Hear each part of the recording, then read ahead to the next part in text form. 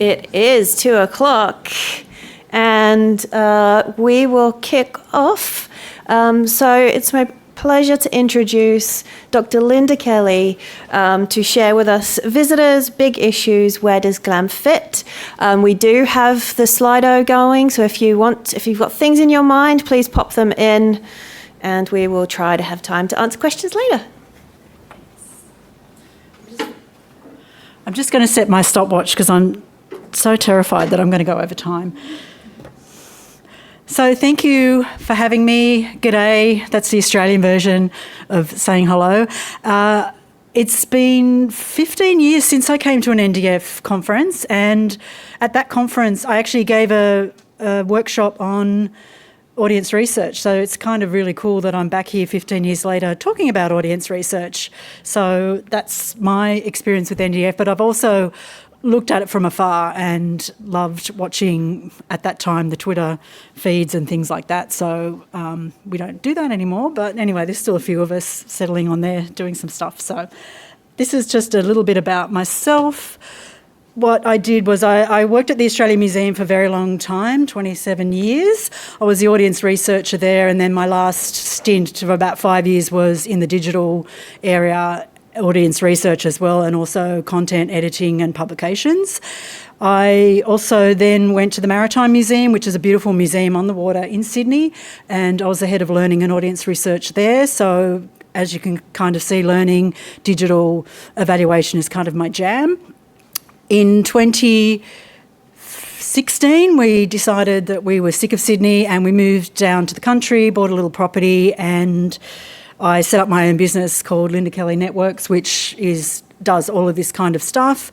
I thought that probably digital would be what people wanted, but it was actually research, because a lot of organisations didn't have an in-house evaluation or research capacity, and I could do most of that from home. So I was working from home pre-COVID, during COVID and post-COVID. I was actually the busiest I've ever been during COVID because A, organisations had money to spend, B, and I could do research online, so that was good.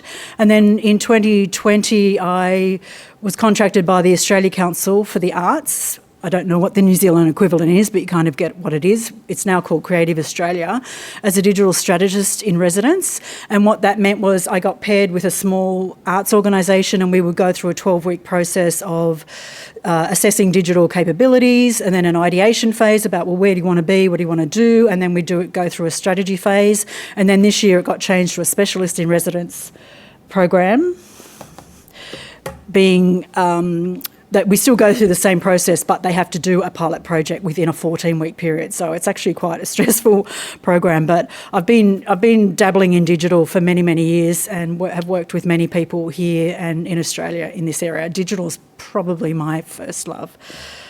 My second love would be tomatoes and garlic, because that's what we grow on our property, and garlic in the winter.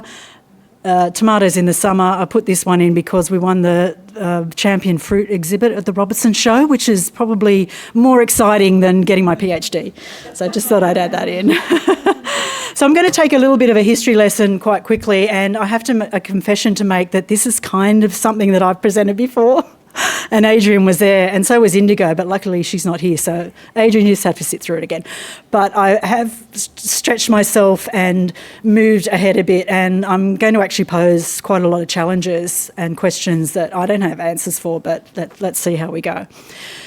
So the first, I've been looking at I call them big issues, or contested issues, controversial issues, whatever you would like to call them. I've been studying this for many, many, many years now, particularly from 2001, where I was working with the University of Sydney on an Australian Research Council grant on a very big project called Contested Sites, Roles of Museums in Contemporary Society, but more around contentious topics and what role museums should play in these, and what's the kind of authority and expertise, the neutrality, the advocacy. Where do museums fit?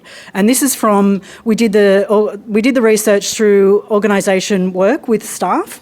So did lots of focus groups around the US, Canada, back in the day when universities had money and they would send you to do this kind of stuff. And we also did a lot of audience research as well in these, in many different countries. So it was really was a fantastic time, actually, and I learnt a lot and met a lot of great people that I still keep in contact with now. So we looked at, okay, well, what do museums have a role in developing exhibition? We looked at exhibitions. Back then, the internet was still very new. We didn't have anything like that we do now. So particularly talking to audiences about, well, what can museums do and what role should they play in these kinds of things.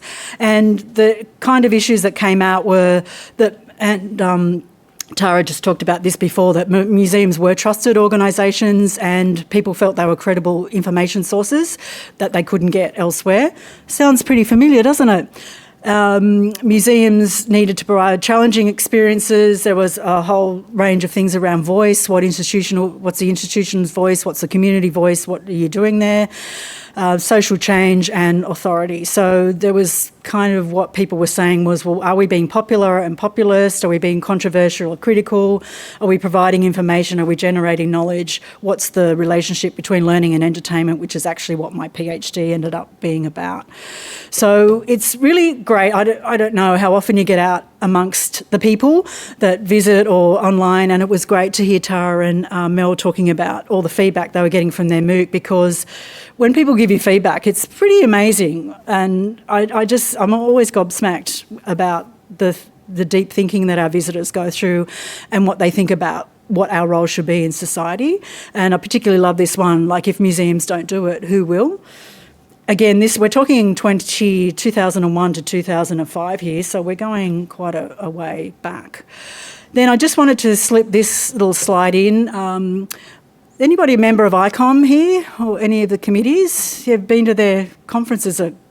They can be quite kooky. So we had this kooky conference called Museum Challenges. Intercom is the management committee of ICOM, and we had this at the Australian Museum, and I've popped this one in just to remind me I've got a 20-year, a 10-year and a new slide for Adrian as well.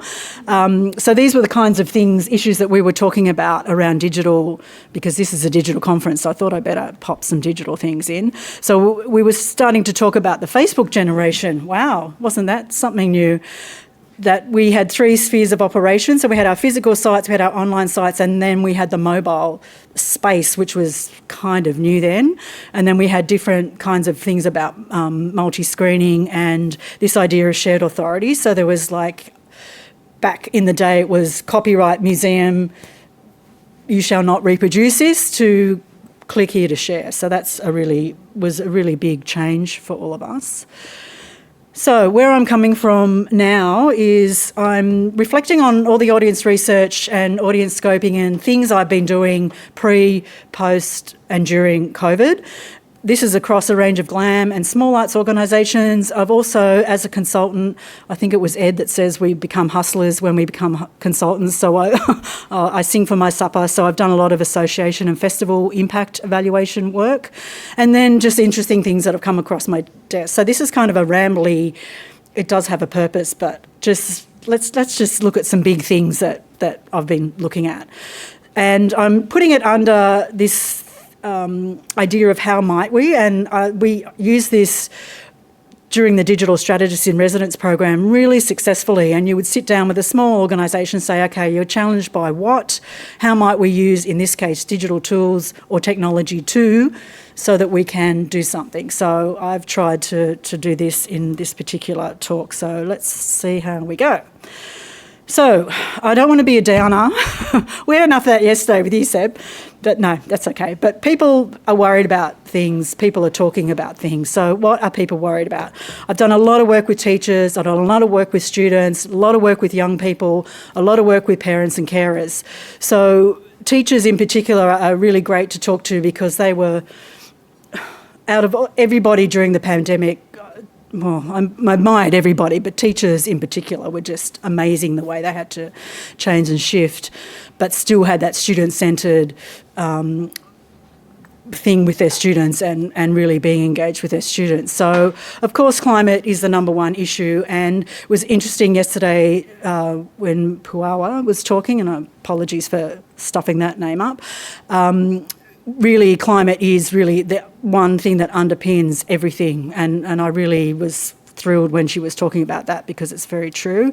COVID came up a lot. Even post-COVID, there was still COVID hangovers about worries for teachers about their students, and social media, doom scrolling, all of that kind of stuff. So it's not that students or young people were on social media, it was what social media was doing in terms of hurting their brains. Students and young people are really interesting because when you talk to them, it's like, well, there's these big global issues that are really bothering me, but also I've got to study for my exam next week. So you know what it's like when they're 16.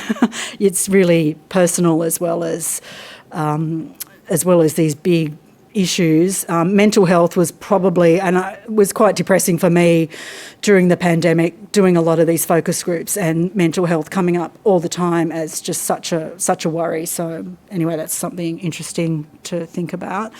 Did a lot of work with teacher librarians as well. I was working with them and I was a keynote speaker at their conference in Queensland last year or the year before. So did a lot of work, and a lot of people ask me about, well, how do I reach more teachers? How do I get more students in? Because they're kind of a very good audience. I would always say make friends with your Teacher Librarians Association because they're the ones that are passing on information and things. So they also talked about what they felt were bothering students, and they were a bit broader in terms of Ukraine. The war was just starting when I was doing this research. I think if I did it now, it would be the same thing as what's happening in the Middle East. Politics always comes up, and then so there's the external issues, and then there's also the internal issues for students fitting in. Wellbeing, mental health came up again. The learning disruptions, particularly in some states in Australia, more so than others that were locked down for a very long time. Then this group called McCrindle, they're a really good organisation to follow.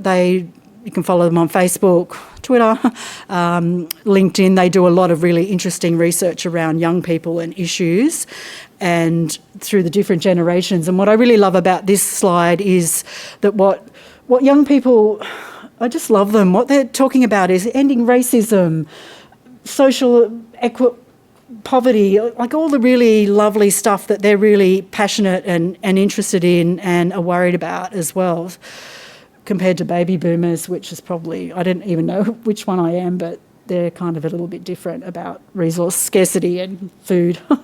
Anyway, so that's just something interesting that came across my desk. Again, with teacher librarians, I and all the groups I was running in the last couple of years, I would ask a question about, okay, well, what topics should museums, GLAM, I've done work for libraries, I've done work for archives and galleries, so it covers the whole thing. And what teacher librarians were talking about was gender came up a lot.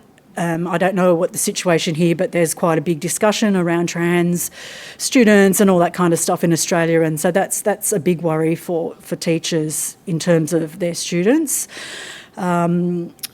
Vaccinations, politics, cyber safety. Interesting when Seb and Indigo were talking yesterday about media literacy and things like that. This is a real issue for teacher librarians. When I went to their conference, they were talking a lot about, well, how do we get our students thinking about these kinds of things and really interrogating what they're reading and who they're talking to, and I'll come back to that.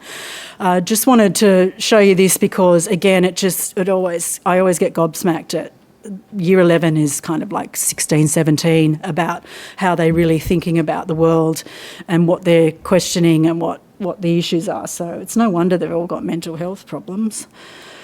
So what's changed since I was doing this work in the early 2000s and now? So racism has come up a lot more, war, of course. Natural disasters, again, I don't know the situation in New Zealand, but in Australia it's been horrible. And being on the land, I've only got 5 acres, it's nothing much. But just actually living there and trying to grow all the food for our wedding, we got married and it was like I got, I think, 2 pumpkins and a potato. So you actually do see the impact of all of this, and even going to our local pub, which is where all of our kind of activity, just seeing the old white male farmers, I have to say, thinking, oh, maybe these Indigenous people have got something there, because they're just realising that it's changing so much and they need to think about that. Gender and body issues is something, at the time I did this one, there was the abortion issues in the US and a lot of people worrying about that following that. Again, hybrid learning, I'll talk a bit about that a bit later. Screen use, I'll talk about that a bit later too. So this is my first attempt at doing a how might we exercise. So we've got these big issues that people are worried about, so how might we offer programs, how might we look at issues that are a bit broader than climate change, equality, all of that kind of stuff. We've got to navigate these tricky issues, and just recently in the digital specialist program I ran, we had we had a group of people, the organisation I was working with, that had personal connections to what was going on in Gaza. So we really needed to be conscious of that, and that was something I would never have thought about when I was doing this program in the last couple of years. Again, how are we going to reach out to younger audiences, and how are we looking after ourselves? And we haven't really talked about this very much, but wellbeing, particularly for social media people, in GLAM has been a big issue certainly in the circles that I've been moving in. I just want to quickly look at barriers, and again, we were talking last night about this. I hear cost of living pressures are the number one barrier. This is in Australia. It's a huge problem. For young adults, it still is a problem, but for them, attracting them to an institution, it's really more about they don't have the time or they don't know anything about the organisation. When I was doing focus groups, and again, we were talking about this last night, it's not really about the price of your ticket, it's about the value that you put to that ticket. So thinking about when you're marketing, you're not marketing this next great exhibition, it's about a whole day out that's really good value for money, and you're going to have an awesome time. Pattern Makers are an Australian organisation that were doing COVID research throughout COVID with audiences. Okay, well, what's worrying you about COVID, and going back to institutions? They looked at a whole range of institutions. Now they've switched completely from COVID to rising inflation, because they've realised that again is the number one issue that people are saying is the problem for them in terms of attending places. But then there's also parents and carers who are very interested and still love museums and galleries and GLAM organisations to take their children to. But interestingly, and wanting to have that kind of experience with their children, but also this kind of dichotomy here about, well, museums are inspiring places full of wonder, but they're also places that I perceive as a parent, it's look but don't touch. Another quick thing I wanted to talk about was during COVID, I was on the Australian Museums and Galleries board, and they contracted me to do COVID survey check-ins and just my observations as well. And these were the kinds of issues that came up during that. I mean, a lot of them no-brainers really, but then there were a lot of people saying, oh, she's given us new opportunities. And I think for one tiny organisation, it was like, we got a YouTube video up, and what was great for them, they would never have done that before. The volunteer issue, as Seb rightly guessed, that was my question yesterday about, aren't we having a screwed business model if we're relying on volunteers to run our organisations? And then number 9 really is no complacency, because we had COVID, but before that we had drought, bushfires, then we had COVID, then we had floods, and now I think it's okay. Like we're going to get more than 2 pumpkins this year, I think. Again, just thinking about retailers and consumers, so thinking a lot about who are our future consumers, who are our future audiences, and I did some work with the Museums Shops Association of Australia and New Zealand, my favourite people. They're just amazing, and they had the most funniest conference. And I did their surveys for them, and what they realised is that actually their business model was a bit screwed too, because they were targeting tourists in their product development and everything, and as soon as the tourist market dried up, they're like, local people would come in and say, well, there's nothing here for me. I don't want to buy a stuffed koala, I don't need that. And they also had issues around casualisation of the workforce and difficulties getting staff, and dabbling in online stores was interesting for them. So again, how might we kind of exercise here was, well, how might we use our strength in numbers? We're a big sector, really. How can we go to governments or do something about providing affordable experiences. What are we doing about our casualised workforce? What are we doing about staffing pressures? What are we doing about these perceptions? I thought I'd better put something in on digital, and Seb's going to get annoyed with me because I always get scared when he's in the room because I'm a bit negative about digital sometimes, because when I speak to audiences, they're like, it is a gendered conversation, mothers in particular. I'd do anything to get my child away from a screen, and that's what I want to go to a GLAM institution for. Those that have outdoor experiences are seen as even better, and they were the ones that people were going back to first, not just zoos, but places like the Maritime Museum where I worked that has a beautiful outdoor setting. And it was really about this, wanting to get back to interact with people, with objects, with the place. And also museum as a social thing. I just wanted to quickly talk about generative AI. I've been doing a lot of experiments here in terms of research findings. I also asked it to generate an exhibition for me that addressed climate change, which is an exhibition I'd definitely go and see. But I can post all this in the chat a bit later. So the how might we exercise for the digital challenges is, well, how, if audiences are tired of screens, they don't want to have a digital experience, how might we actually provide an on-site digital experience? People are very interested in immersion, I have to say. Immersion experiences went off in Australia for sure.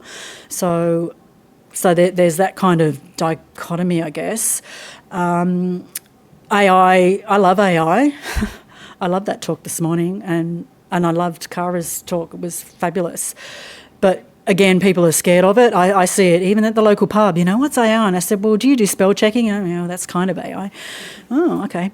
And then, again, this whole thing about, this is through my Australia Council / Creative Australia work, is, well, work with them to do digital work, but they just don't have the time, energy to think about digital programming because they're too busy trying to fix up their hopeless CRM or to do an online project, like some kind of project management, their ticketing systems stuffed, and so how can you, and I've talked to Keir Winesmith a lot about this, is about how can you get your staff to be creative if they're stuck doing paperwork. So that's kind of something. And then this whole idea about wellbeing of digital staff. Trust and information, Tara talked about this. So this is Australian research that was done that echoed the research. Oh, some of you probably weren't in the room. So museums receive one of the highest ratings as trust organisations and reliable sources. So again, looking back 20 years, people felt that. Looking forward 20 years, people still feel that. What are we doing about this? This is the US work that, for those of you in the room, that Tara talked about before, so I won't go into that, but really the top 3 reasons that contribute to trust: that people see museums as fact-based, they see it as object places, so we must know something, and that we do research on this. So this is a really good study for those of you in Australia and probably New Zealand about how young people access, perceive and are affected by the news. It's a very busy graph. Take a picture of it if you want. I can post the link to it, but it's a really interesting story about, well, where are they finding news? And apart from family and friends, it's not really in places that you might be happy about. I'm not going to go on that one. Again, some more research by McCrindle from young people is, well, how do they learn new skills? They learn it through TikTok. When I was doing focus groups for the Maritime Museum, asking young adults about where they get their information from, it was all, we get it from TikTok. Oh, okay, you got accounts? No, we don't have an account. Well, how do you get your news? And they're like, well, we actually look at TikTok through Instagram. So that's kind of, but TikTok is interesting. And again, I'm just going to go straight to the how might we here, because the issue is, the problem here is for us in Australia, or in New South Wales where I am, is that young people are using TikTok but it's banned from government phones. So how are you going to do that? Seb talked about attention spans yesterday, and I just thought I'd pop this up. I love this thing that our attention span is 8 seconds where a goldfish is 9 seconds. So that's kind of... Okay, finally, museums as places for learning. And again, the work done by McCrindle during the pandemic was that hybrid learning is here to stay, hybrid work is here to stay. We're all probably doing that. Students recognise the value of it and think in the future their workplace will be a hybrid one. They'll be going through 18 jobs, 6 careers in a lifetime, so that's interesting. Visitors see GLAM as educational. The impacts work that she just put out last week actually was that the value is justifying a visit. My own PhD research found that museums were at the intersection of these three things. However, a very worrying paper that came across my desk was that, well, museums are perceived as educational places, visitors value them for educational spaces. What happened during the pandemic? Education staff were laid off. They're one of the biggest casualised workforce, their budgets were. So I challenge any director to say, well, if we're an educational institution, well, what are you doing about your educational staff? So how can we be seen as learning institutions when we don't necessarily value staff that deliver the programs? So, in summary, 2003, the middle of this particular project, what audiences were telling me about big issues. We want museums to address controversial topics. We want them to be more challenging, but we want to be able to have our say. And then the second thing now is there's still a huge interest and desire for us to address big issues. People had lots of ideas about how to do that. And again, I can post these slides somewhere. I don't know where that all happens. But also, the trick now is people are really thinking about, well, how are you going to get me to your site? I don't know about you. I can't afford to go. So first get their attention, and I don't mean attention in an exhibition. I mean, you've got to get their attention to know that you exist, give them a reason to engage, and then challenge them. So that's it from me. Thank you, thank you, thank you.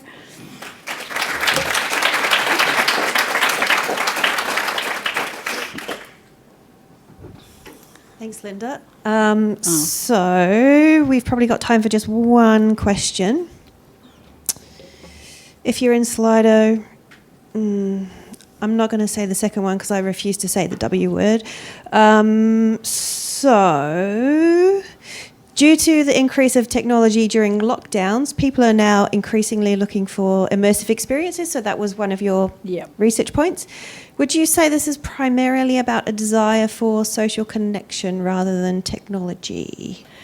Well, museums are always perceived as social spaces. So, yes, if your immersive experience is designed, I was very interested listening to Jane yesterday and that my question to her was about a we experience versus a me experience, because when I was talking to visitors about digital engagement in the Maritime Museum in a new experience we were building, people would say, well, headphones, I feel, are a me experience, whereas what I want is a we experience. So I think any experience needs to be designed with that desire for social connection in mind, because that's what people do when they go on site.